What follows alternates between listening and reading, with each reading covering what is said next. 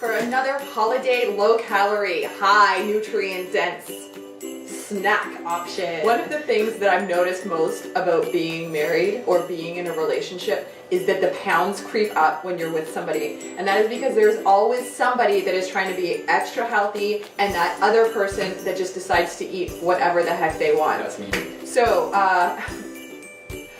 my first year of marriage with Gary, I ended up gaining about 15 pounds, and that was because there was just a lot of snacking. And I think the hardest thing for me was that at nighttime I would come home from work, he would be sitting there with his cookies or his treats, and he would be eating them all. I would just be extra hungry and I would give in, and those pounds just crept up. So it took me a while to readapt, and I think that we can all relate to the fact that when you have a significant other that may not be following the same eating plan as you can end up falling off the wagon very easily.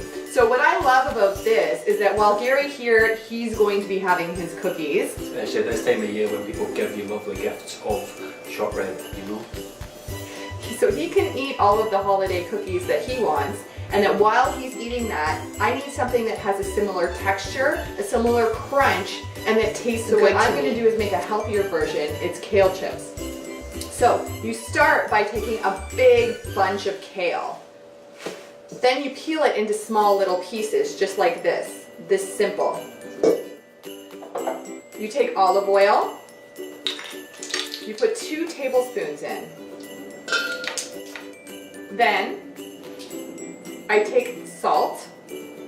So I just add a dash or 2 of salt. So I go 1, 2, 3. That's it.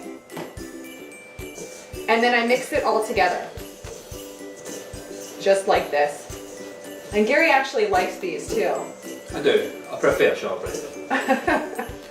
Let him have his shortbread. We're going to continue to stay on track.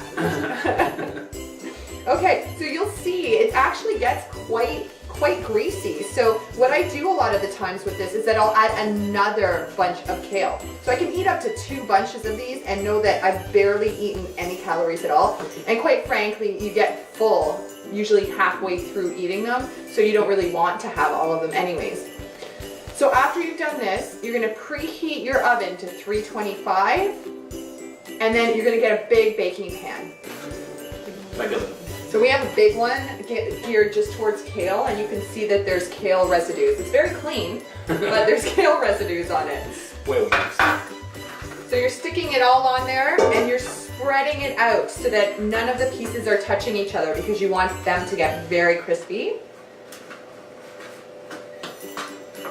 And then once they're all separated, you're going to put it in the oven for 8 minutes. So big warning here, if you have a really powerful oven, you might only need to put it on for 5 minutes. If you have a softer oven that maybe takes a little bit of time to heat up, then you're going to put it on for 15 minutes. So it does vary. For the first time doing it, just watch your first batch to make sure, because I've burnt a few in my day.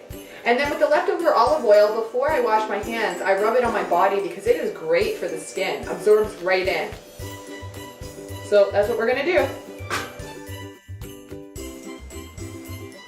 Here are the finished kale chips, but I just wanted to pick one up so you could kind of see what this looks like and hear how crunchy it is. I'm going to eat one right into the speaker.